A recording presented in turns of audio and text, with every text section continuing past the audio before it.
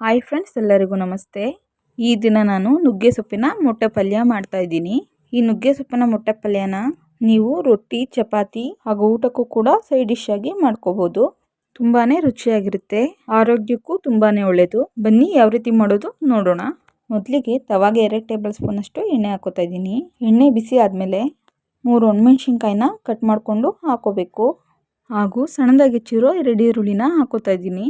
ಈರುಳ್ಳಿ ಮೆಣಸಿನ್ಕಾಯಿನ 2 ನಿಮಿಷದ ಕಾಲ ಫ್ರೈ ಮಾಡ್ಕೋಬೇಕು. ಫ್ರೈ ಮಾಡ್ಕೊಂಡಾದ್ಮೇಲೆ ಅರ್ಧ ಟೇಬಲ್ ಸ್ಪೂನ್ ಅಷ್ಟು ಉಪ್ಪು ಹಾಕೋತಾ ಇದ್ದೀನಿ. ನುಗ್ಗೆ ಸೊಪ್ಪನ್ನ ನೀಟಾಗಿ ತೊಳೆದು ಒಂದು ಬೌಲಲ್ಲಿ ಇಟ್ಕೊಂಡಿದ್ದೆ. ಈಗ ಹಾಕೋತಾ ಇದ್ದೀನಿ. ನುಗ್ಗೆ ಸೊಪ್ಪನ್ನ ಹಾಕ್ಕೊಂಡು ಒಂದು 5ರಿಂದ 6 ನಿಮಿಷ ಫ್ರೈ ಮಾಡ್ಕೋಬೇಕು. ಗ್ಯಾಸ್ನ ಮೀಡಿಯಮ್ ಉರಿಲಿ ಇಟ್ಕೊಂಡು ಫ್ರೈ ಮಾಡ್ಕೊಳ್ಳಿ. ಫ್ರೈ ಮಾಡ್ಕೊಂಡಾದ್ಮೇಲೆ ಟೊಮೊಟೊ ಕಟ್ ಮಾಡಿ ಇಟ್ಕೊಂಡಿದ್ದೆ ಹಾಕೋತಾ ಇದ್ದೀನಿ. ಟೊಮೊಟೊ ಮಿಕ್ಸ್ ಮಾಡ್ಕೊಂಡಾದ್ಮೇಲೆ ಗ್ಯಾಸ್ನ ಲೋ ಫ್ಲೇಮಲ್ಲಿ ಇಟ್ಕೊಂಡು ಪ್ಲೇಟ್ ಮುಚ್ಚಿ ಒಂದು 5 ನಿಮಿಷ ಬೇಯಿಸಬೇಕು.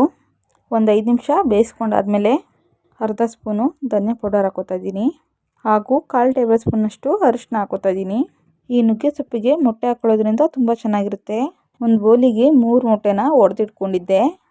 ಈಗ ಅದನ್ನು ಹಾಕೋತಾ ಇದ್ದೀನಿ. ನುಗ್ಗೆ ಸೊಪ್ಪಿಗೆ ಮೊಟ್ಟೆನ ನೀಟಾಗಿ ಮಿಕ್ಸ್ ಮಾಡಿಕೊಂಡು ಫ್ರೈ ಮಾಡ್ಕೋಬೇಕು. ಗ್ಯಾಸ್ನ ಮೀಡಿಯಮ್ ಫ್ಲೇಮಲ್ಲಿ ಇಟ್ಕೊಂಡು ಫ್ರೈ ಮಾಡ್ಕೊಳ್ಳಿ. ಈ ವಿಧಾನದಲ್ಲಿ ಮಾಡ್ಕೊಳ್ಳೋದ್ರಿಂದ ಈ ನುಗ್ಗೆ ಸೊಪ್ಪಿನ ಮೊಟ್ಟೆ ಪಲ್ಯ ತುಂಬಾ ರುಚಿಯಾಗಿರುತ್ತೆ.